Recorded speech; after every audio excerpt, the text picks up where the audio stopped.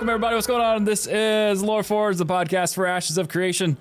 And to all of you who are here live, welcome to LoreForged Live, everybody watching on Twitch. We are joined tonight by a very special guest here for episode 45.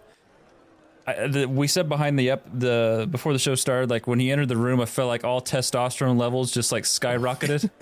Chainsaws just start them at random. American flags wafted in the wind. This guy is amazing. He's one half of Tangents of Creation. Our good friend Jamie Kaos is here. How are you, bud? Doing great. I always get a bit of like pre-show jitter, so we'll see how everything goes. I like that anticipatory like thing where we're sitting in the back where I'm like, I can't wait till we go live. Yeah. Oh yeah. I'm the same way. It's like then you can finally relax. We'll work those jitters right out of you, buddy. Don't worry. Yeah. Oh, and Cash is here.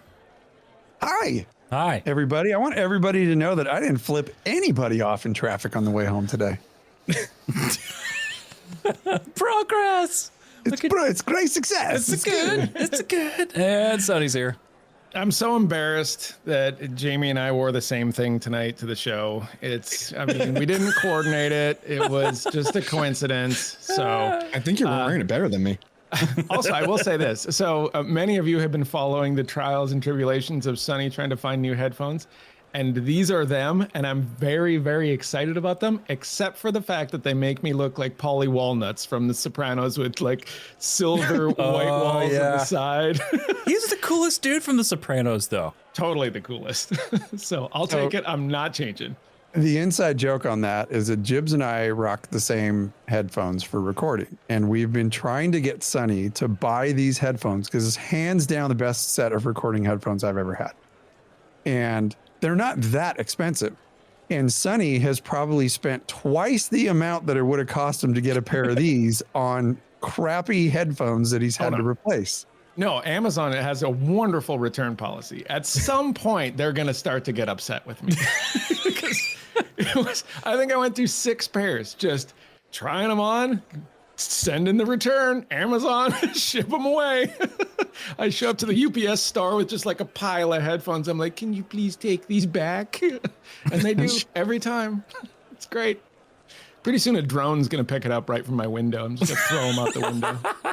Oh, that's the dream. Yeah, right. Or drop a grenade. Stick your hand out a window and a drone will just pick it up along the way. Oh, that's right.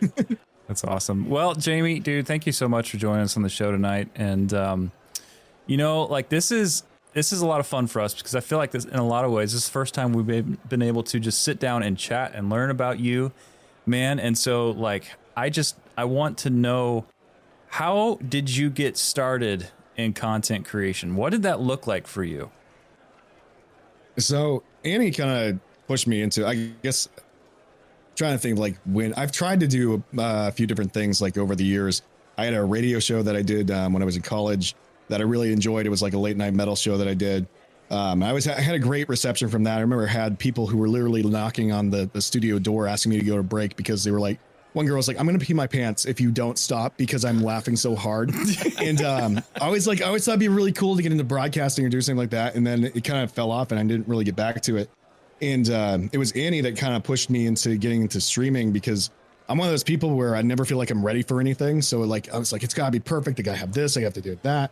And I probably in my head, by the time that I finally went live, had hit the go live button in my head probably about 1,000 times.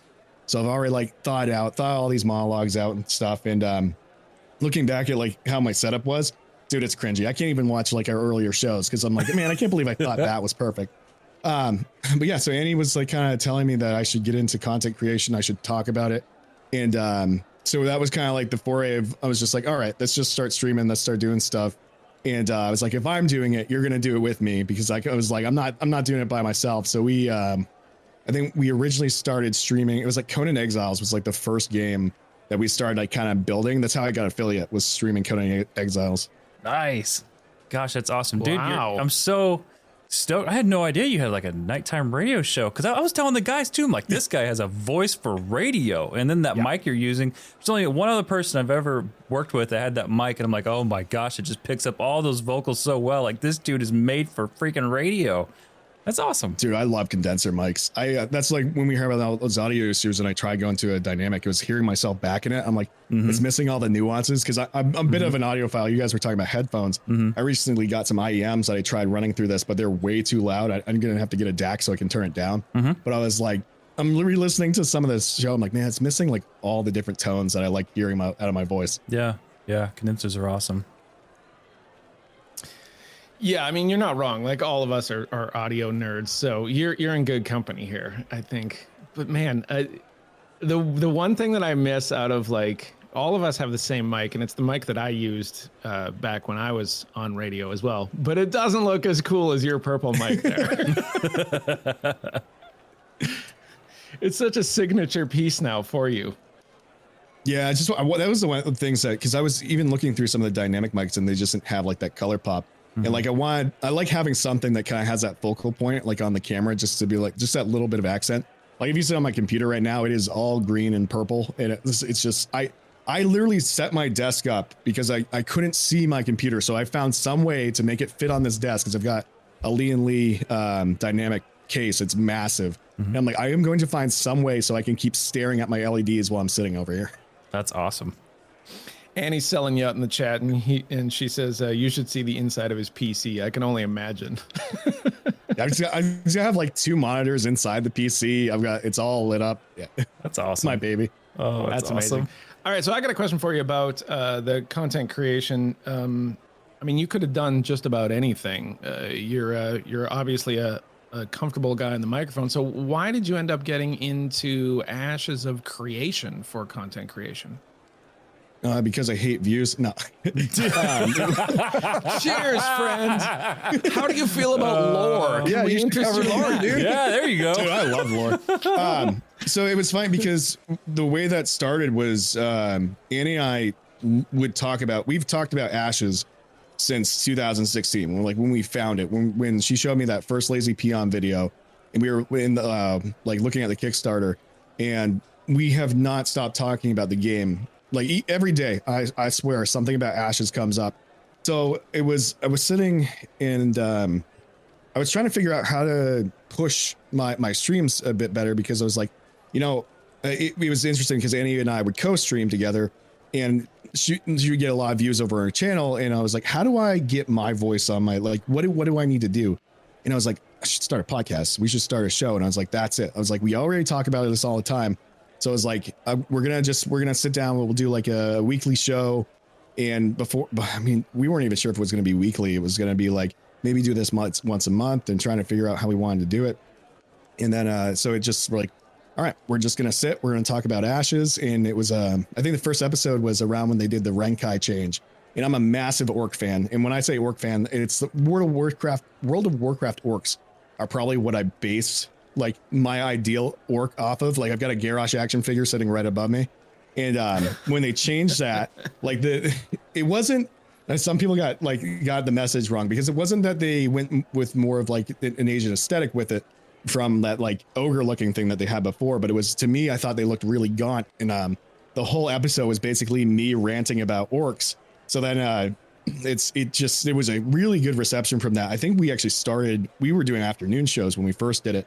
So I feel really bad because all of my UK fans are always asking me when we're going to be doing like a midday show, because that's literally my original fan base was built off of that time zone. But it was really cool. So we started doing that, and then I think we just had episode 80 last Saturday when I had the roundtable there, and I was like, it was crazy talking to Andy about it because I was like, I didn't think we'd get past like 2 weeks of doing this, and now it's like I feel. I'm obligated is not the right word, but like I definitely feel guilty if we miss a show because I'm like, I love doing this. It's so fun to sit down and talk Ashes, and I don't think I've been in a space where there's been so many people that were interested in the thing I want to talk about. So that's another thing too, where I'm like met so many like-minded people and connected with so many people. Like the Ashes community is one of the best communities like I've ever been a part of.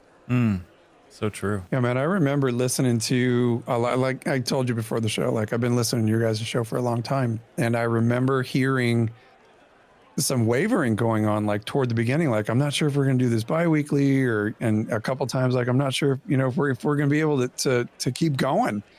And obviously, I was listening to a bunch of episodes and you had a bunch after, so I knew that you kept going. So I kept listening. But how do you and this isn't my question, this is just kind of a bonus question.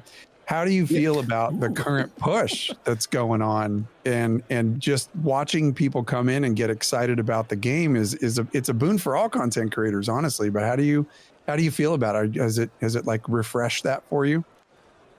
It's actually funny because it was actually back in before I did Annie and I did Extra Life with Intrepid. I was actually getting to a point where it's like, man, I don't know. It was especially because there's a bit of a slowdown. And I'm like, man, I'm struggling. They'd also taken away the packs, and we used to go over the lore with that and all this stuff. And like, it was just one more segment that we end up losing. Mm-hmm. And I was like, man, this is getting really difficult. And I was like, I don't know if I'm going to keep doing this. So are we going to do it weekly? Are we going to do it bi-weekly? And I was like, maybe we'll do it bi-weekly. And then we went and did that with Intrepid, and that just reinvigorated that. So I haven't slowed down since then. And just the momentum that we're having now, it's just, it's already taking what was already like a massive push that I was trying to make. And now we're seeing more people get excited. I mean, the numbers that we're pulling on our show, I'm like, I can't believe how many of you people are listening to me like go off on random tangents about this game. And it's just been amazing because it's so cool just having all those people show up and want to talk about this. I think Twitch too. Twitch is like, or live streams, shows do so good with Ashes. Like everybody wants to sit around and talk about Ashes, and I'm so happy that there was a fan base that wants to talk about it. And I love seeing new people come in because I've had people that back the Kickstarter that come back and they're like, hey man, I just found your show. Like, can we join your guild? Like, what are you doing? And I'm like, yeah, go. Yeah, this is awesome. And it's so cool seeing these people that are now coming back because the alpha's coming. And you just feel that ramp up, and it brings so much energy to like every show now. Yeah, it really does. And I think that another thing too is that the content creators have really gelled with each other. It's actually been really, really cool to see. And so speaking of content creation, go ahead. I didn't want to cut you up, but that is something that's actually really awesome about the Ashes space is that every content creator seems to really get along really well. Like everyone's always helping each other. I've been helping people. Like it's just such a, like that phrase that a rising tide raises all ships. Like that is what the Ashes content creators are, is that everyone is constantly like, hey, do you need help with something? You need a guest? Like I want to be involved. And I don't really think you see that in too many spaces. Like a lot of other places tend to get kind of cutthroat, or there's all these really like kind of clicky things. But with Ashes, it just seems like everybody just wants to help everybody succeed. And it's awesome to see. Yeah, it's like a family. I really feel that it's like a family. So speaking of family, one of the coolest things that we like to see, and especially for me, is like my spouse, she's fantastic and I love her to death, but she wants nothing to do with games. Nothing to do with games.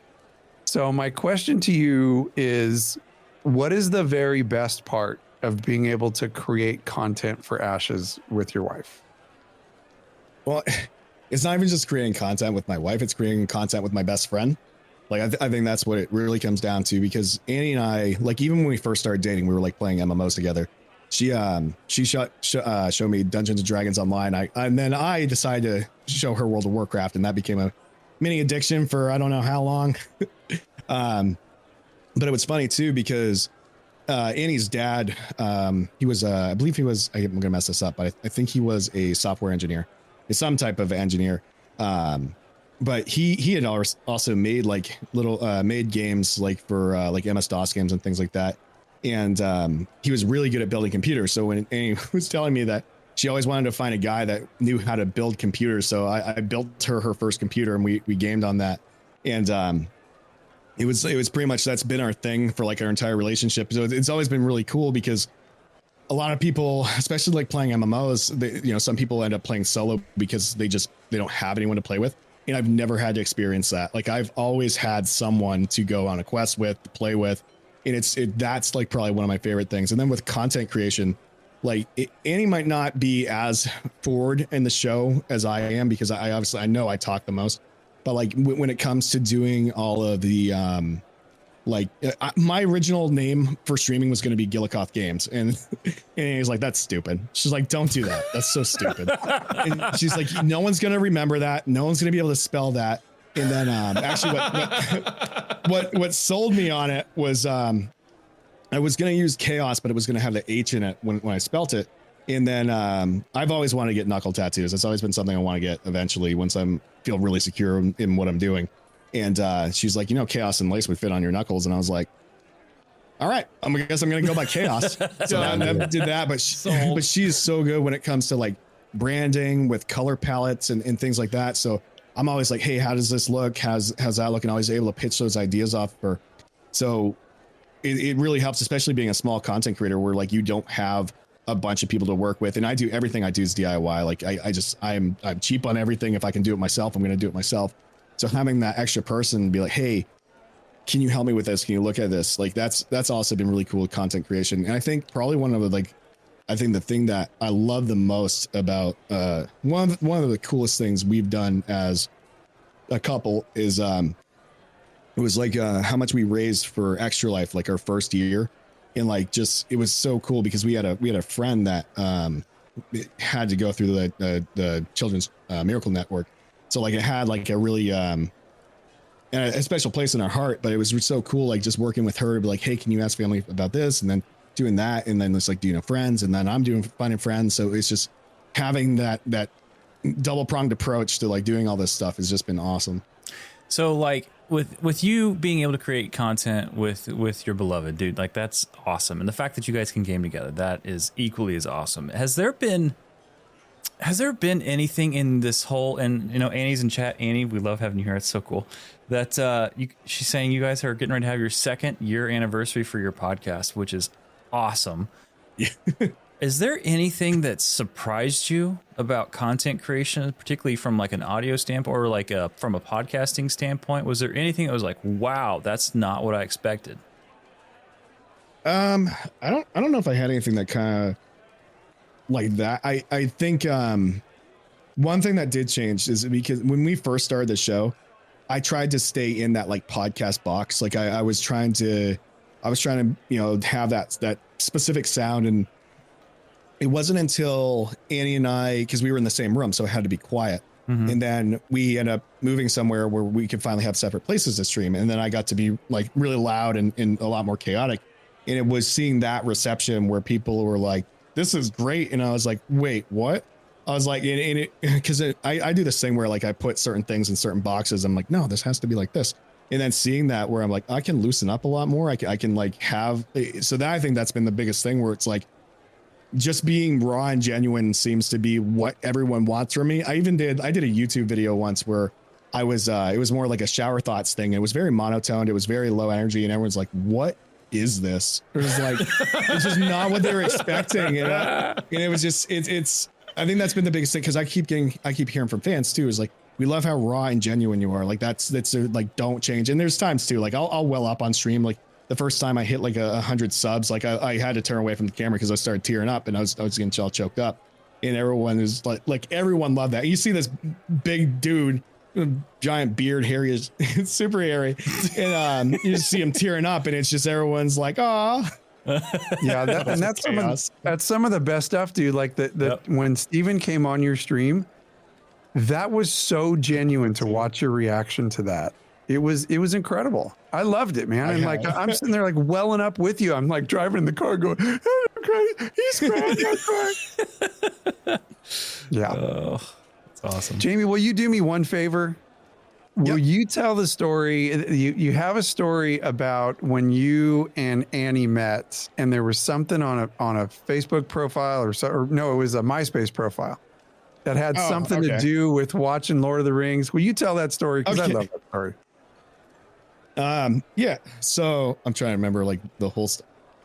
So I don't know where to start with this story because this story can get kind of long. Yeah, Annie and I, we were always like passing ships, like where the first time I ever messaged her, I saw like on her thing that she was like into Lord of the Rings and just she was just different. And I remember I messaged her on MySpace and I was like, hey, do you want to come over and have fun sometime? And she shot me down instantly because she thought I was being perverted. And I was like, okay, that was a miscommunication. And then it was like years later, because I think she must have been 16 at the time. So I think it would have been like 18, something around there. And then it was years later, somehow I ended up finding her on Facebook, and we were talking, and like one of the things I saw on there too, like it was like she liked Lord of the Rings and stuff like that. I've made so many jokes too on our show where I was like, if she's not into Lord of the Rings, like you just move on, find someone else. And I was like, don't listen to that advice, guys. That's a terrible advice. But if she does fall asleep during the extended edition, you poke her and say, you want this to end? Don't do that. That's better. Don't listen to me. But yeah, so like it was so funny because we kind of bonded over that. But there was one thing, she had a thing that on her profile, again, I'm sure some of you are familiar, like we can be kind of pervy on our show, but like, yeah, I am very, when it came to like dating and women, I was so naive about stuff. So she had a thing on there saying that she was into role playing. And I was like, oh, so you like role playing? She's like, not the type you think. And I was like Dungeons and Dragons and stuff. Like, what are you talking about? And she's like, oh, so it was just, I just don't think she was ready for like this, nerdy dude. I wasn't big back then either. I was fairly scrawny, but it was one of those things. And in between there's at one point where I didn't realize that because we had been talking, and I guess I accidentally left her on read, and I thought she left me on read, so we didn't talk. And then this is like the first time she was like looking at her friend requests, and she always says too that like normally she would just reject them, but something about me, she was just like, you know what, screw it. So she added me, and back then like it would ping my phone, so I just went to go message off of it, but it went to her phone, and she's like, oh great, one of these guys. And I was like, it's not my fault that your phone number was attached to it. So I was being a creep, and I was like, oh man. But I mean, we've been together for, I want to say 13 years now. That's so awesome. It worked out. Yeah. 3 kids together, and I think our oldest is 10. So I must be doing something right, guys. Sometimes being a giant nerd like helps. It does. And I love that story. Yeah. Thanks for telling it. That's cool. cool. That's great, man.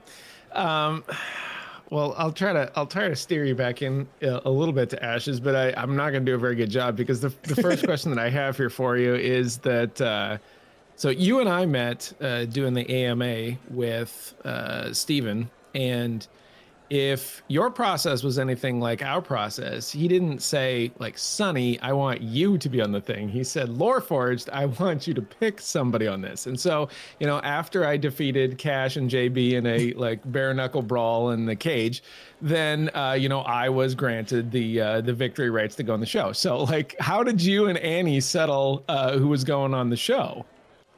So we didn't have the same experience. I got directly contacted asking if I wanted to do it. Oh, and I yeah. So it was hold on, okay, go ahead. The kid came down. I'm sorry. Babies. No, Family. you're fine. Family first, bro. Go watch on TV. I do like that mic thing. Can I do that? Super- Yeah, No, no kidding. I I was wish I had that. Yeah. Mine doesn't work like that. Doesn't work. But yeah, they straight up contacted me and asked me if I wanted to come on, and I was like, oh yeah, like I would love to do this. So yeah, Annie, how do you feel about that? I don't know if Annie.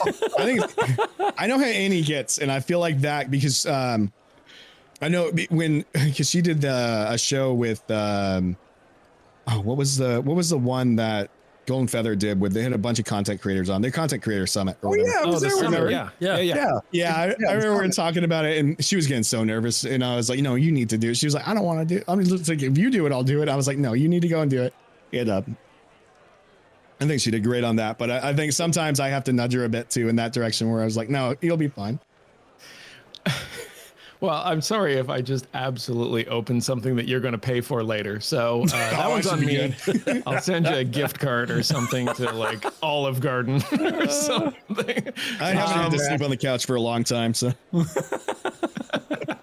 Is Red Lobster still in business, or they're bankrupt? So you're out on that. Okay, so in the AMA though, you and I were just kind of we were doing our thing, and you ask the question, and there's so much going on, and you're trying to absorb all of this. But every now and then, one of us would ask a question, and Steven would just absolutely drop a bomb on us with knowledge. And I saw the look on your face a couple times, and the looks on my face, and I was just like, whoa! Like, I can't believe he's just giving out all of this information. So I wanted to ask you, what was your favorite piece of information that you learned during that interview? I had it too. It just escaped me. because I know there was a question that Nice had asked. And it was like that mic drop moment, and I can't for the life of me right now remember what it was. Oh man, I did this last time too. I knew exactly what it was. Was it the rogue one where he basically said the rogue's not coming in the alpha too, and we're all that like, one didn't.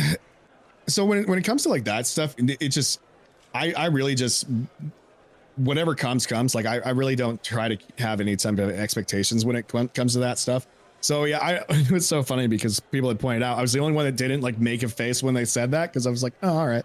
I want to say it was one of the PvP things.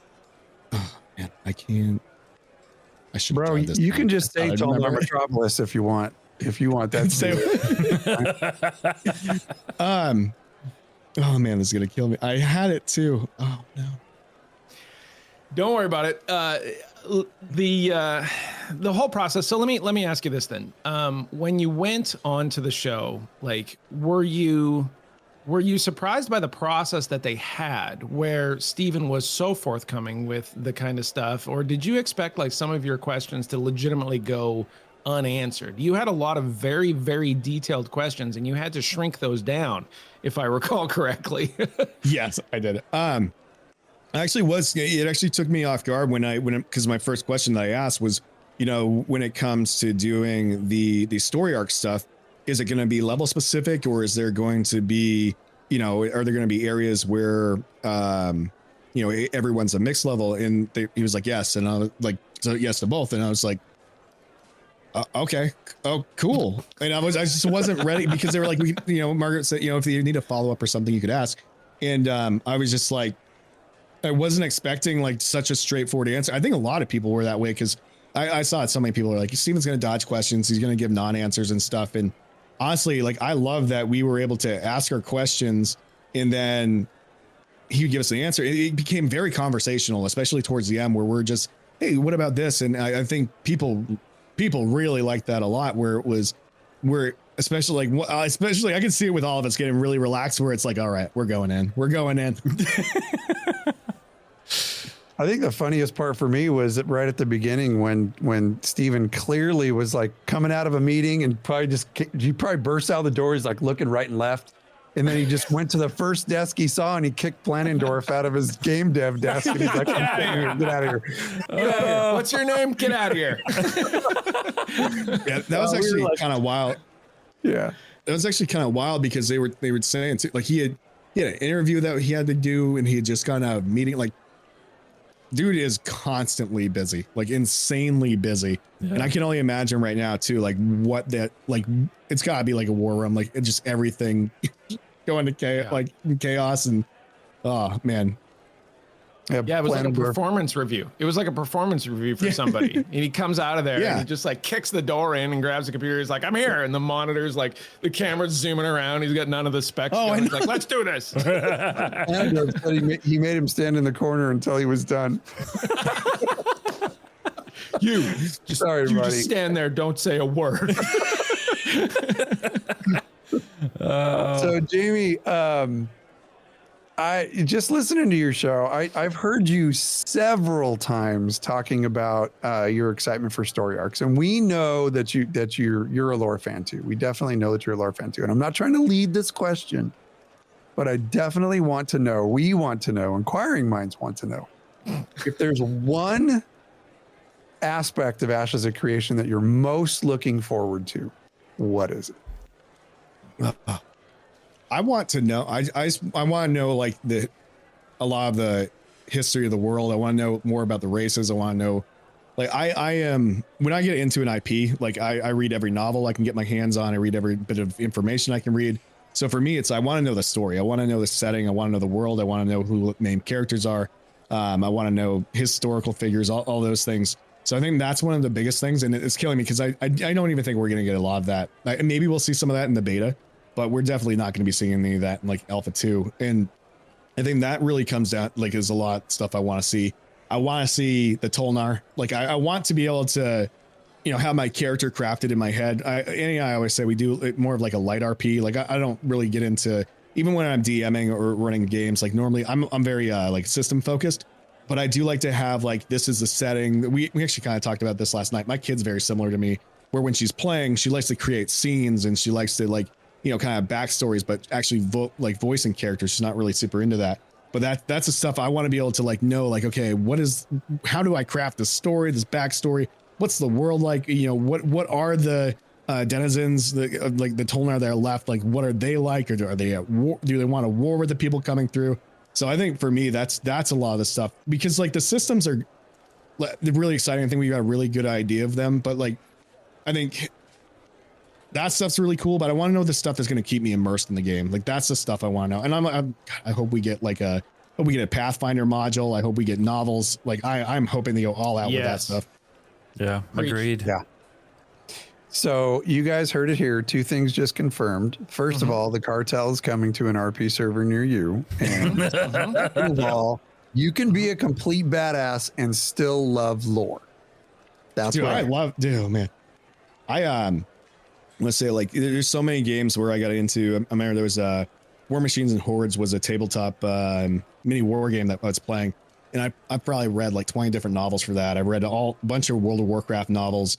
I'm not going to get into like my whole Garrosh thing, but they destroyed his character arc. That really upset me. But like, there's a book series I was reading right now by Jonathan French called The Grey Bastards, which is like taking Mad Max, Lord of the Rings, and Sons of Anarchy and bashing together. It's a bunch of half orcs that are like banished to these wastelands, and it's just amazing series.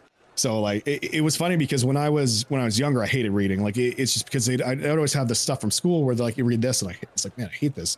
And then I finally found books I enjoyed reading, and like, dude, I could blow through a book within like a couple days now, where I'm like, it's awesome. The last book of the series though has taken me like 2 years to get through because I was talking to the author. The publisher doesn't want to make any more of them.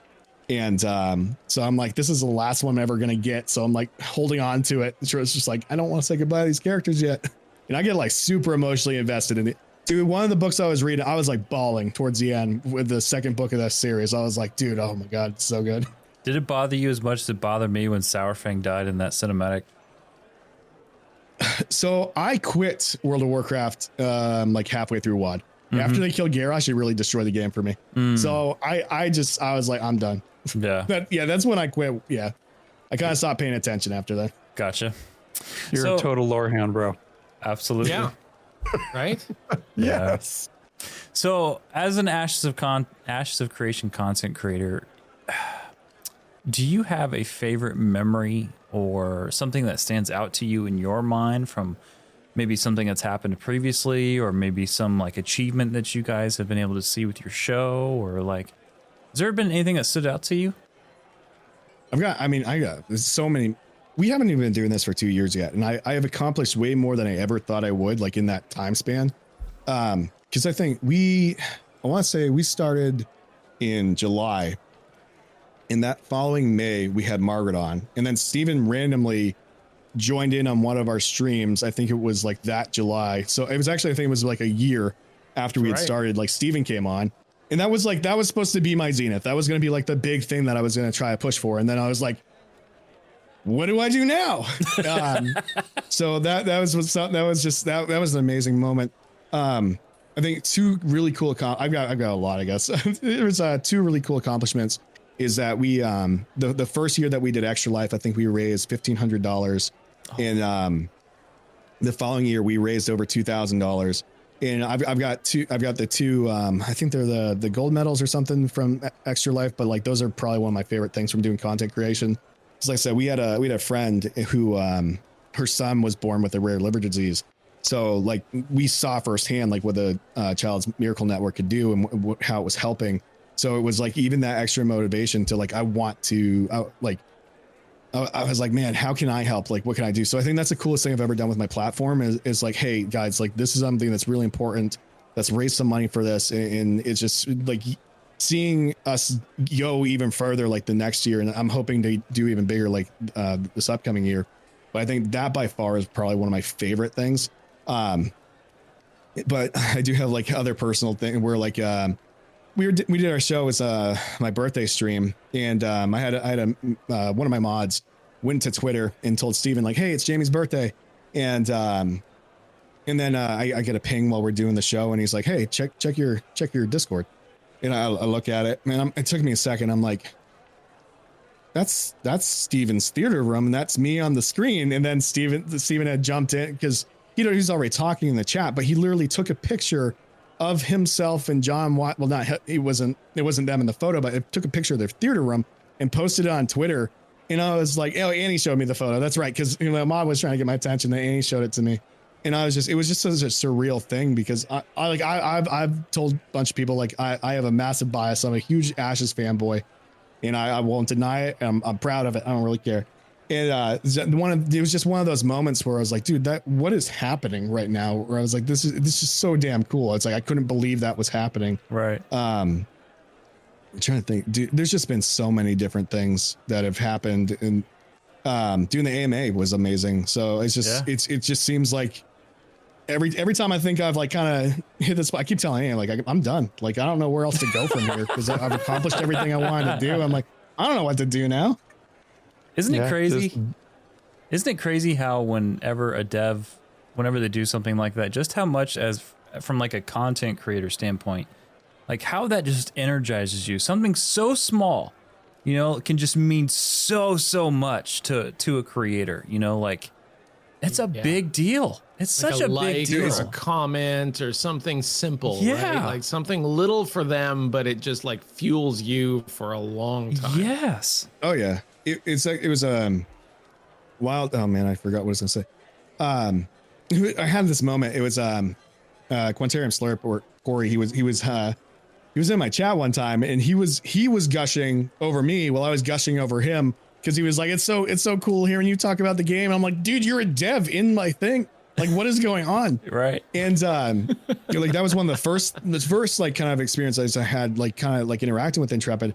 And one of the things I think that's so amazing about being small content creators in this space and working with this indie company or trying, doing content for this indie company is like, I feel like we've got to experience things that we probably wouldn't have experienced from like a AAA game studio. We've had to, even the community in whole, because Intrepid just does such an amazing job with managing their community and being super active. I mean, Planet Dwarf's hanging out in the chat right now.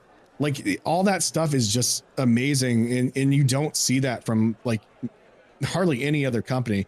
So to me, it's been so amazing that like we've literally have been able to like touch this in such an early stage of it and like kind of put our mark on things and actually be part of like the zeitgeist of Ashes. Like we are that early history of it during that development period. And I just think that's so cool. Yeah. It's a pretty special time we talk about it all the time. This is a very special time to be here because there will be a time when the big content creators come in here and do their thing. And like, we totally get it. They're going to bring loads of people, and that's actually what we all want. That's why we're all creating content, because we want Ashes to be successful. So, I just think that like right now we talk about it all the time. Like, let's just enjoy this. Let's enjoy this for what it is and hang with the people, hang with the other content creators, build communities. And we will, I think these communities that we're building and the folks that are, here tonight and watching other channels and just devouring Ashes content this is going to be the cornerstone of the community. Come good or bad, we're going to be here. And it's exciting. It's funny because Annie and I have talked about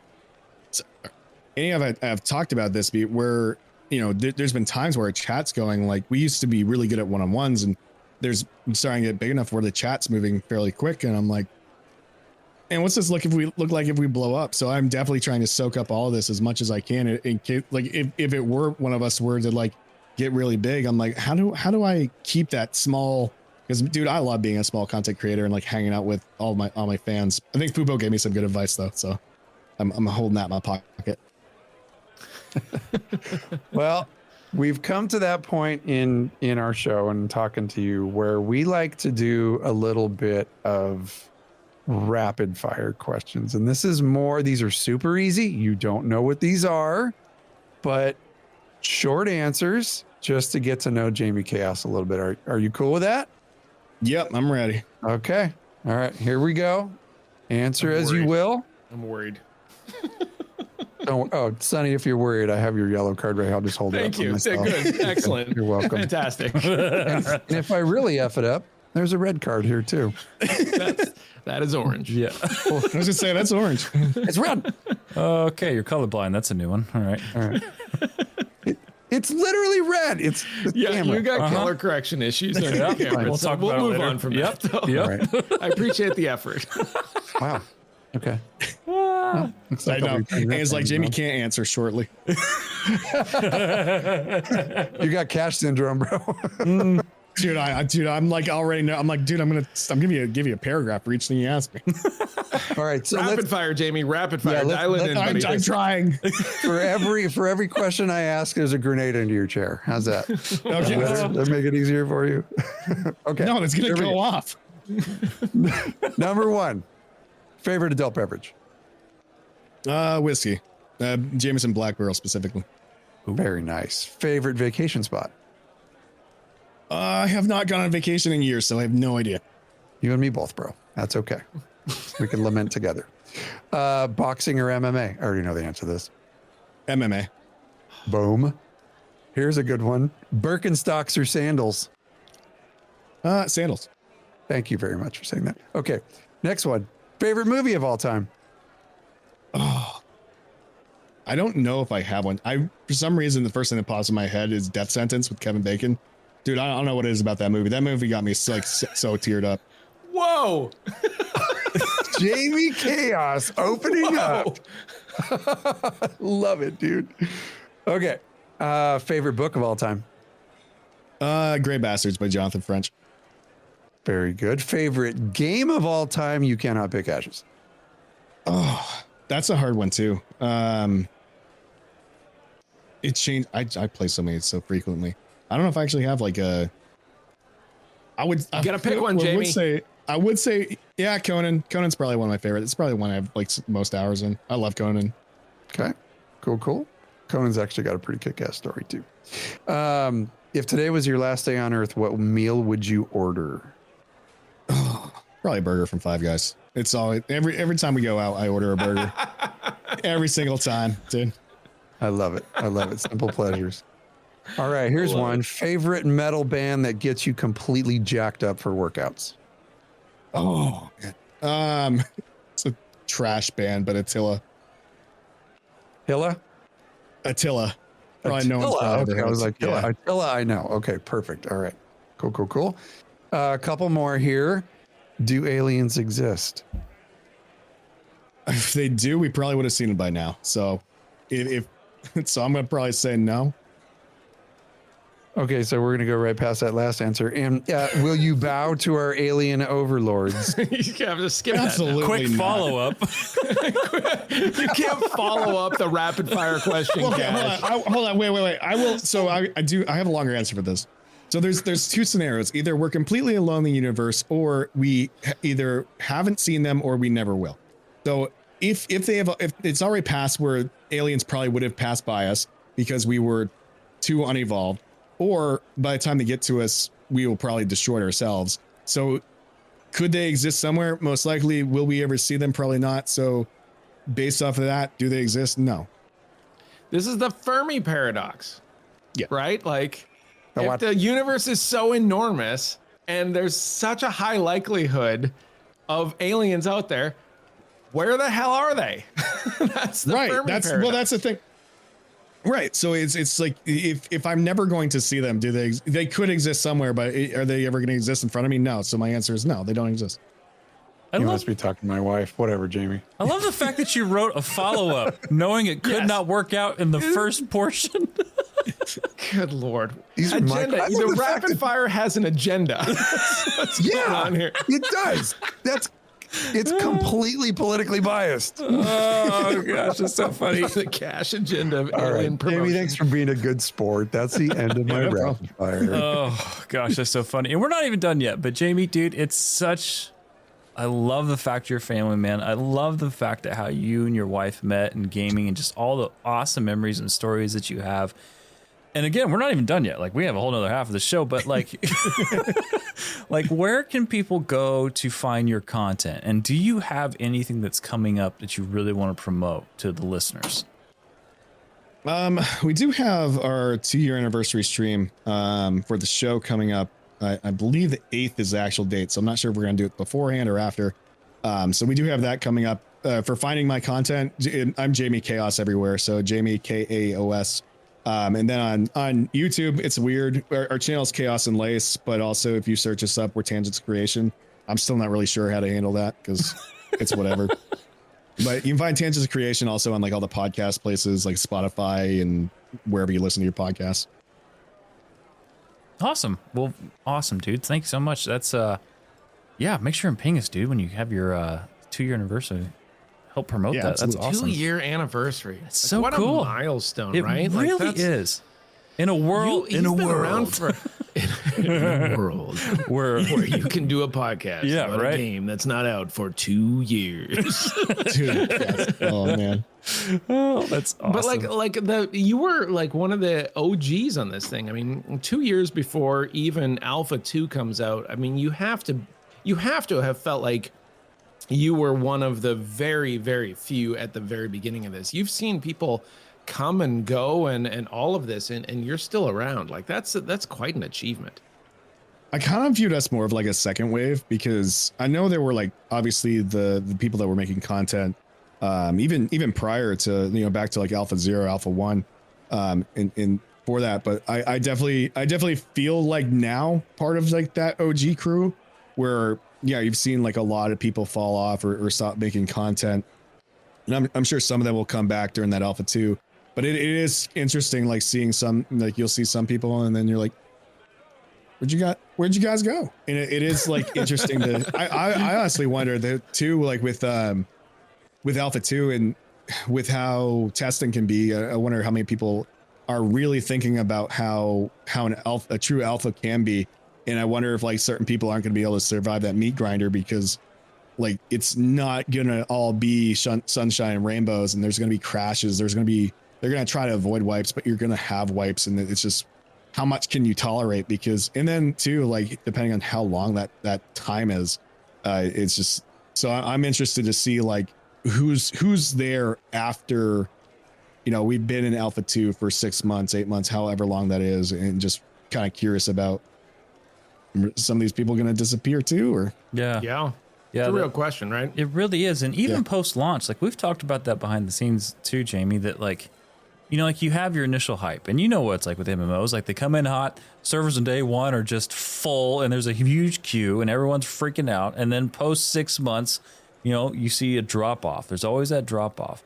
But from a creator standpoint, it's always like you will see your community, like it seems like you will see your community like post 6 months of launch, like who's around, who's still here, who's still in the community, So yeah, you're totally right, man.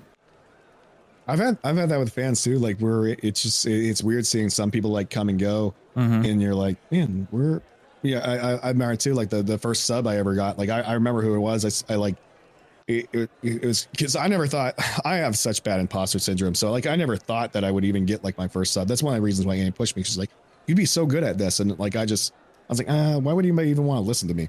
So like I specifically remember like the first person, and he was there for a while and then he disappeared, and I was still damn, where'd you go, dude? Yeah, no kidding. Oh yeah, heck yeah, I'm glad your wife pushed you, dude. We need you in this community. That's awesome. Yeah, for sure. And I think too that's the real joy of being a content creator for something. Like if you commit to doing something right off the bat and you are so deep in said thing, especially a game that's in development like this, I mean, you got to admit, every single person that's in chat, every single person that's making content for Ashes of Creation, we are the diehards because we are absorbing every little piece of content. And there's a lot of people in our chat, I'm sure yours is the same way, that are absorbing way more content. They know way more about the game than we do, and they teach us all the time.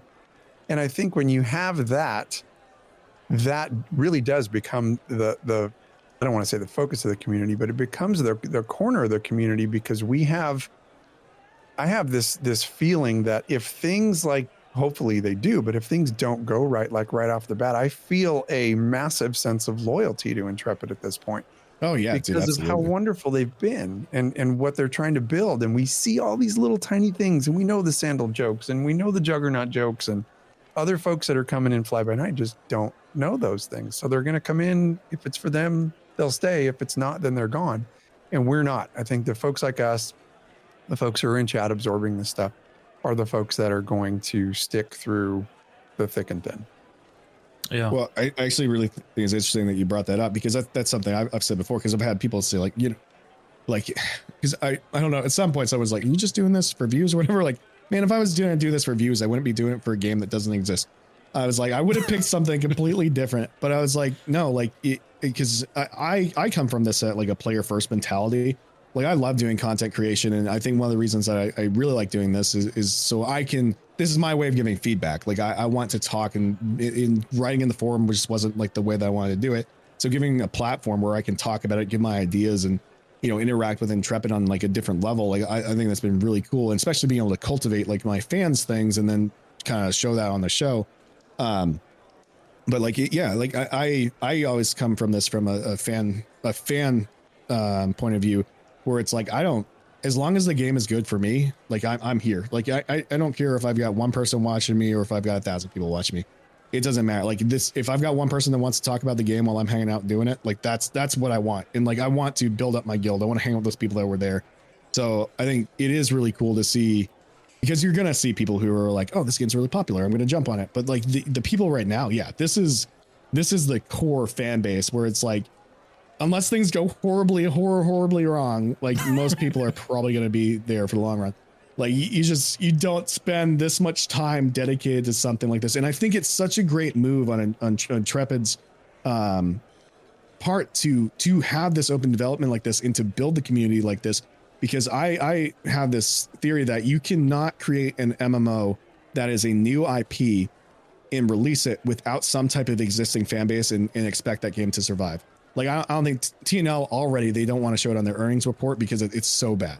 So I think once that releases out here, it's going to see the same thing that's seen with everything else, where it's going to have that small kind of core fan base that's into it, but it's going to die that death of 1,000 cuts, where you'll just start seeing more and more pay to win introduced because they're trying to find some way to keep it on life support.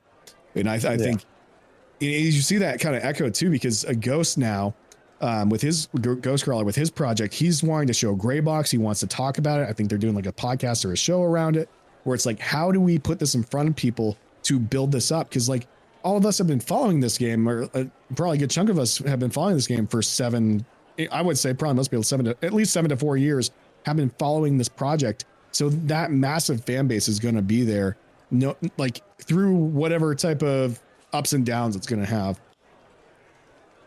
So, like, just following up on that, like, you're saying that you think that a new IP is going to have a very difficult time in the market, and I completely buy that. I think that it is very difficult to come up with a new IP. Do you think that Ashes has enough of a story and enough lore out there right now that you would not consider this to be like a brand new IP type of situation? Like, how does Ashes differ from what you're saying that you see in some of these other games that just never launch?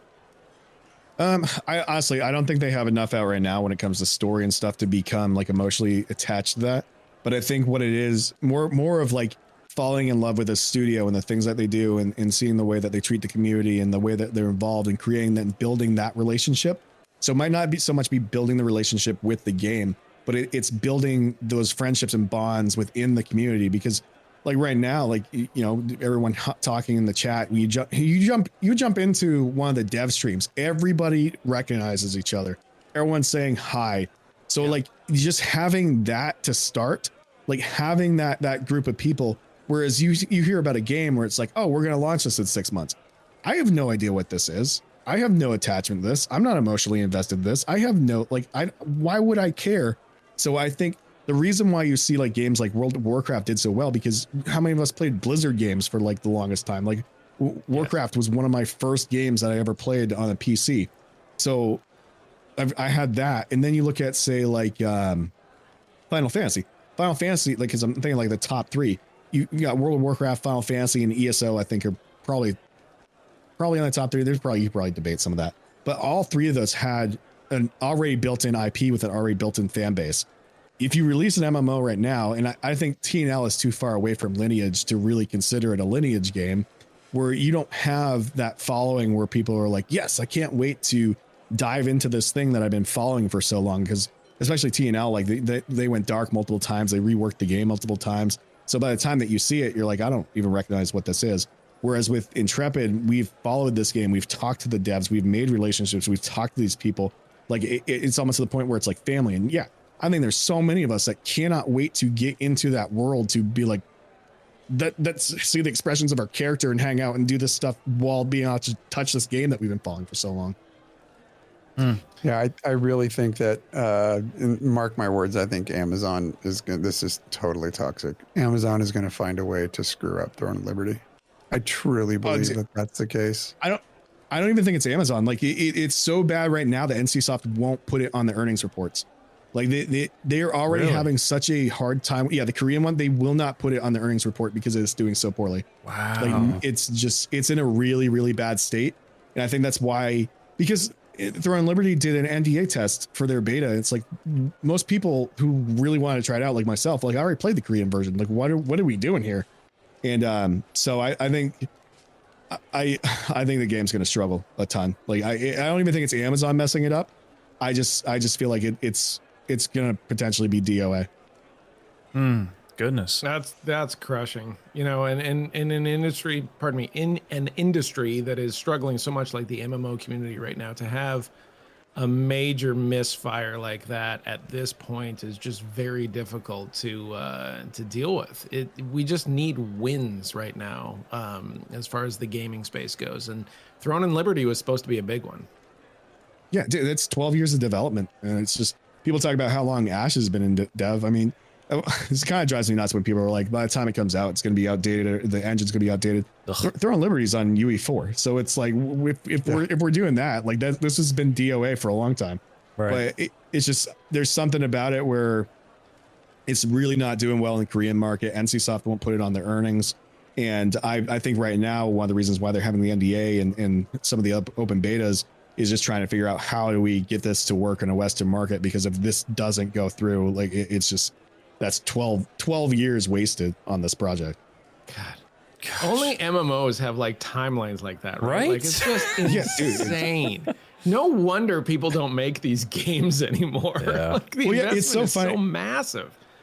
I heard someone say like an MMO is probably one of the dumbest games you could make. And from a financial standpoint, you're probably right, because you were putting so many years of effort into this thing that requires so many people to play it, where it's like the risk of this failing, like there's a lot where it's like riding on like, man, I really hope you guys like it. And I think that's one of the reasons why the open development is such a good idea, because you just have so many eyes, so many hands on it, where people can feel like they have some type of ownership over this thing before they even touch it.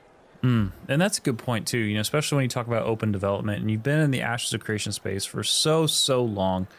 And, you know, there was something that we really wanted to hit on tonight, and that was, you know, I don't even think we got this from you. Are you more of a PvE or a PvPer or PvX? Like, what's your jam? So for my entire time that I played WoW, I only did PvE. Really? I think I touched PvP a hand. Yeah. I know I champion the PvP side a lot, and there's a reason for that. I think there's a saying where it's like when you're defending freedom, you spend most of your time defending scoundrels because they're the easiest to target. So I kind of find myself championing PvP a lot, because if you look at a lot of the PvP systems and games, they're always subpar. They're always uninteresting. They're always done like it feels like they're slapped on like the last minute. And I think that's one of the reasons why Intrepid has been showing us so many PvP systems, because you want to get these right. You want these people to want to play this and get into this. Mm-hmm. And it was actually kind of interesting, because when I started following Ashes, I forced myself to play every single game, every single MMO that I was playing. And I've played so many MMOs that when I played it, I was going to play with, if it had open world PvP, it was on. If there was a PvP, I was going to test it, because I was like, Ashes is going to have this, and I'm going to expose this to myself. And I actually ended up falling in love with Arcage, especially like I get some criticism from some people because I never seem to have hot takes with Ashes, or I never seem to have any complaints. And it's because I see Ashes as a spiritual successor of Arcage, or doing a lot of things I wish Arcage would have done. And that like, that's what I want. So I'm like, I don't really have anything that makes me kind of upset when I see it. So I would say now, after experiencing all the PvE, PvX, like there was a point where Annie and I were the top 2 ranked tanks in Warlords of Draenor on our server, because we would tank together too. That was another thing. We guild led together, we raid led together, we tanked together. It's like, yeah, dude, That's so cool. I have so many good memories. That's another thing. Like I want from Ashes, because like I want to get back to having that game to play with Annie. Like that's the thing that we have jumped between MMO to MMO to MMO, and it's just like nothing has felt like our MMO home, and it sucks because that was the thing that we loved doing. We loved getting together to raid and hang out with our guild. But going back to the original question, I definitely, after experience what I experienced, I am PVXer. Like I want to do both. And I think I just did a whole show on this, but for me, I think I define it a bit differently, where I don't want PvEers to have their camp and PvPers to have their camp. What I want is for players to have to interact with both systems. For me, that's what PVX is that if you want to be the best at this, if you want to get the most out of this game, you can't stay in your lane. You need to do everything. You have to try this out. If you want the best gear, you're going to have to go do the raid boss to bring this over to a crafter. If you want, these resources, you're going to have to PvP for them. So that's kind of where I fall in that, where it's like, I want a blended system. And I guess for most people that ends up being a PvP game. But when I think of a PvP game, I'm thinking of like full loot drops, where it's very much like a sandbox game. I think of like Mortal 2 as a very PvP focused game, where like the PvE is just crap. Like there isn't really much to do. It's mainly just a mob to kill to get some type of resource. So I want high level PvE content along with all the different PvP content. And I want players who have to interact with it. Because I think when you start to split the fan base like that, where like in World of Warcraft, it's super easy to never, you don't have to go out of your lane. You can grind PvP and only do PvP and never have to touch the PvE stuff. And you can do vice versa. And like those, I think when you segment the fan base like that, like you're cutting off people from experiencing these interactions, like creating these organic friendships and stuff from people. And it's just, you're automatically splitting these people into two different camps, especially in a game that already has two different camps. So now you got people even more divided. And so on that point, when you're talking PVX or like PvP and meets PvE, when it comes to PvP focused content, now this dev discussion came out June, I want to say it was June 4th. It was June 4th. Okay. So June 4th, and it was on War and Siege systems. And to everyone who's listening, this is coming from the Ashes of Creation official forums. They posed a question, Jamie. And so we'll just kind of start with the first portion here. I'm going to you first. What systems and features in mass PvP combat do you like and dislike? What stands out to you? Trying to think. So in this, like, based around the kind of the war system, I don't like when it's completely focused off of PvP. I think it's I want to say it's Alterac Valley in Warcraft. I might be thinking of the wrong one. But like you had these PvE objectives that it would give you some type of leg up if you went and did those instead of just trying to zerg down. And I think that's one of the things that I really dislike in mass PvP content is where the zerg is more efficient than doing the objectives. So I think if you can nail making the objectives more impactful and more meaningful than being in the zerg and just trying to make the content trivializing the content, like I think those are something. So the zerging would be something I dislike, and something that I do like is when there are these PvE elements within it that breaks up that PvP. Yeah, I'm 100% in that camp as well. I dislike when the most effective way to do something is just get more people. Right. I like the small combat tactics, and in our big guild reveal, like I talked about that I am looking forward to the support systems and the logistics role of some of these sieges and some of these battles and things like that, where there maybe is a role for people that are not frontline combat type of people. Yeah. In order to help do this, because to me, that is more true to life, right? Like it is just more 100%. True to life. Like the army is not composed of 100% jarheads. Like it takes a lot of people for a very small amount of door kickers to do their job. And so I want to see that kind of stuff in these battles. I want to see those objectives. And yes, just like you said, I dislike when yeah, you could do all these things, or you could just get 50 people and just roll through the whole thing, and who gives a crap, right? Like, that's what I don't want. And so, like, JB, to answer that dev question on that kind of thing, it's just like he said. I mean, he said it perfectly. I think it lends a lot to what Jamie said earlier about PVX and about how, you know, everybody can have a good time doing all aspects of the game. And I think one of the most important things that excites us as players is the fact that Ashes of Creation, the mechanics of what they're building into the game, is building those systems to where you are going to be reliant to a certain extent on some of that stuff. I mean, you look at some of the systems for PvP combat that they do have in place, caravan system. Well, the caravan system is not just important for people that want to go out and murder other players.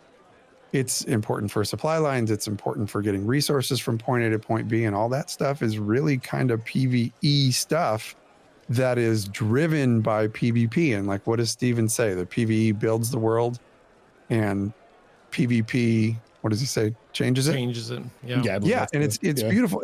And it's the same thing for the way guild wars and sieges work. Like, everybody plays a part. Naval combat's going to be probably much the same system, even though we haven't seen much. I think probably the only part that really becomes true PvP is open world combat, you know? Yep. And I mean, I like all of those systems, and I like that they're all being built into the game, but I think really the only thing is, like, it would be that open world combat where that's just pure blood. Like, you're out for blood. You see somebody else, you know, harvesting your resources and poaching your animals in your node, then, well, sorry, buddy, we're headbutting. We gonna fight. Yeah, there will be blood. Same win.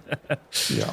All right. So, Jamie, on this note, so 2 portions. Number 1, what would motivate you for your guild with Lace? What would motivate you to declare a siege or war on others in game?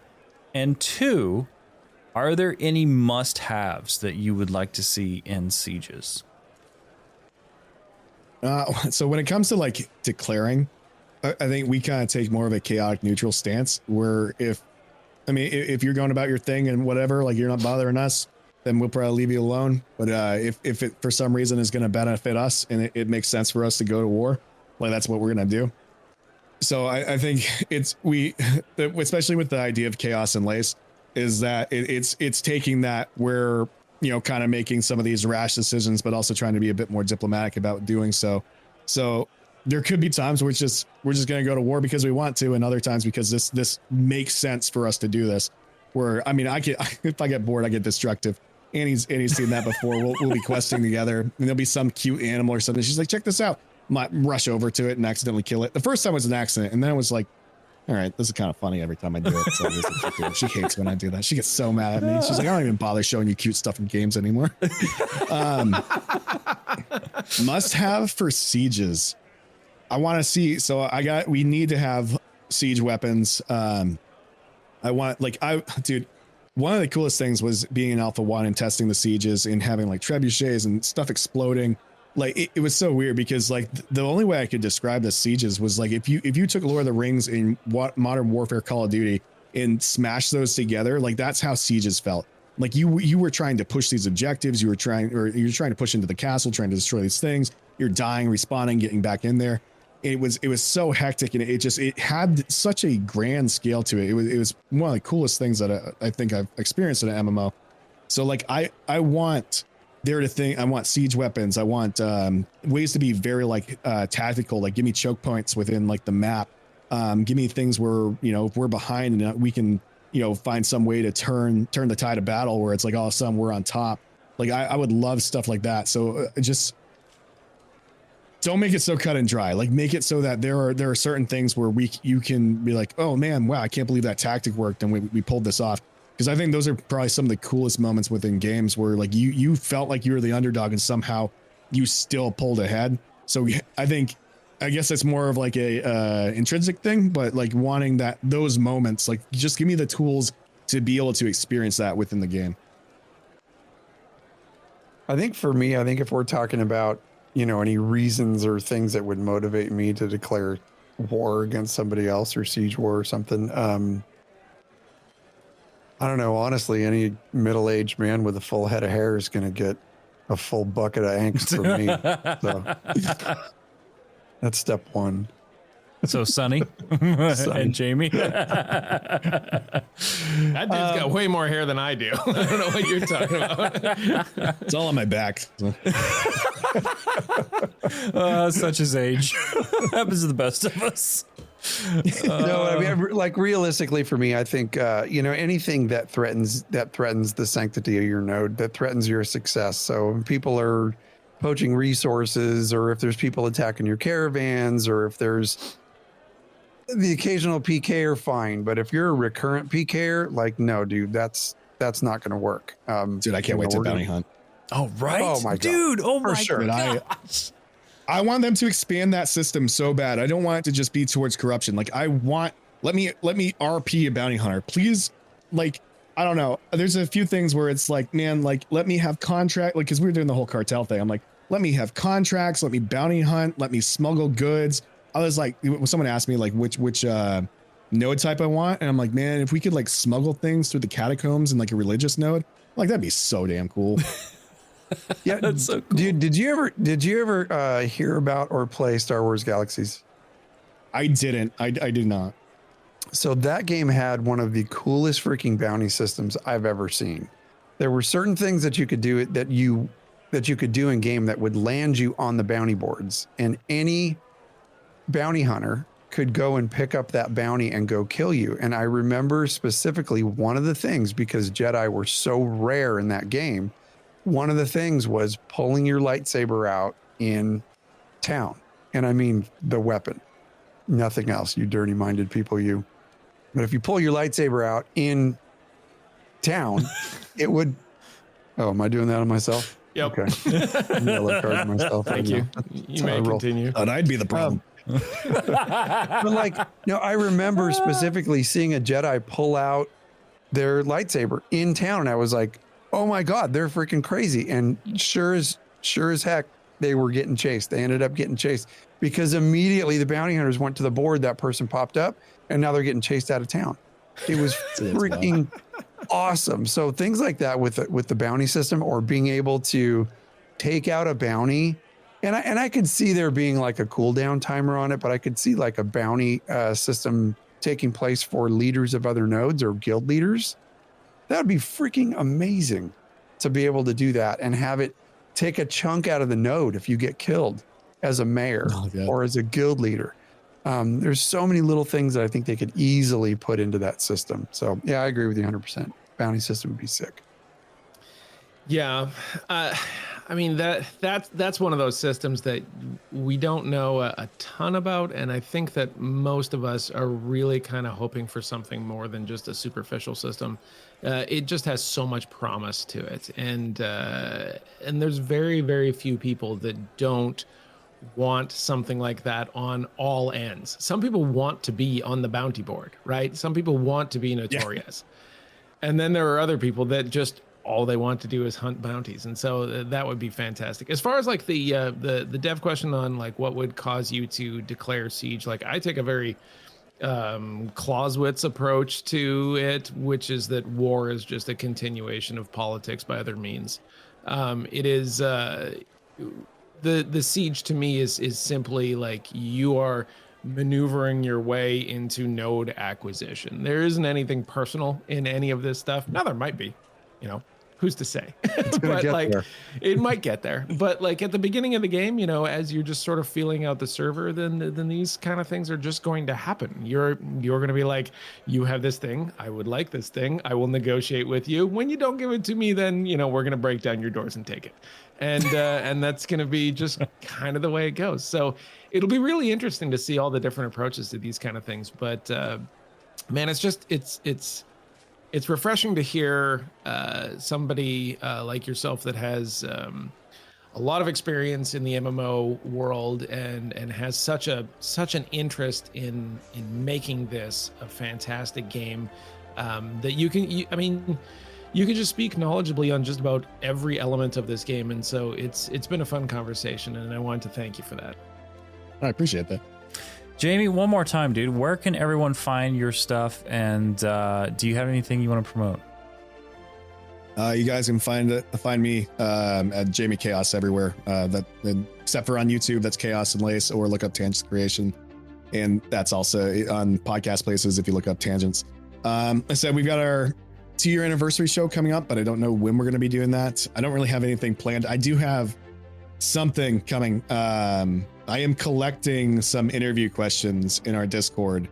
I don't have any dates yet for stuff, but we are collecting questions. So TBD on that one. Picking up what you're putting down. Dig it. All right. Right on, man. Right on indeed. Okay. Well, hey, everybody. Thank you so much for tuning in. Everyone here at chat, thank you so much. This was LoreForged, the podcast for Ashes of Creation. If you enjoyed the show, let us know how we're doing. You can always call us, 516-875-1776. Email us those weird questions to Cash or Sunny. LoreForgedHQ@gmail.com. Sunny. Goodness. You can go to loreforged.com and find the link tree to all of our stuff, which includes YouTube. YouTube's blowing up. I feel like YouTube's always blowing up. YouTube's blowing up for everybody, especially Ashes of Creation content creators. And that is at youtube.com/@LoreForged. Twitch, you're watching Twitch right now, unless you're not. And that is at twitch.tv/LoreForgedHQ. And finally, we have our Patreon, and that is where everybody can get all of the early content in addition to the Happy Hour channel and our behind the scenes show, The State of the Owl. Cash. Friends, you can follow us on X at LoreForgedHQ. You can follow us on our Instagram page at LoreForgedHQ. Now let's talk a little bit about something coming up here this Friday night. Our very own Sunny is going to be on Vladis's show, so please tune in for that. Vladis is always an excellent interview and a lot of fun. He doesn't like to call it an interview; he likes to call it a conversation. He's very, very good at it. Let's talk a little bit about our. It's going to be fun. It's going to be fun. It's going to be a blast. So over the last week, friends, we have had an insane influx of folks coming into our Discord, so bear with me. I'm going to try and get through this quickly. I would like to welcome Ashton951, Nice Gaming, Holy Juggernaut, Demetrios, Asher, Planendorf, Buppo Headhunter, Grenadier, Tilnex, Rune, Richie SH, Rain Down, Painting PCP. That sounds very interesting as a hobby. Shard, Nibiru, Hevel, Calico Bard, Acadius Rock, Woodsman Jakub, Flaris, Frosh, Wizard 085, Killswitch, I love that one, Day, Virgilus, Withwindell, Timo Bimo, and Mezcon. Welcome, all of you, to the Forge fam, and thanks for being a part of what we're doing. Oh, I love it. Well, again, Jamie, thank you so much, brother, for coming on the show. Loved having you on here, and we can't wait to see what you guys do in your 3rd year of your podcast. Oof, yes. Thank you again, it's coming brother. up soon. Yeah, thanks for having me on, guys. This was a ton of fun. Absolutely. Everybody, stay safe. Have a great week in gaming. We'll see you right here next week on LoreForged. Take care, everybody. Peace, love, and honeybees. Hey, Jamie, you didn't even say the F word once. I know. I was good. I behaved.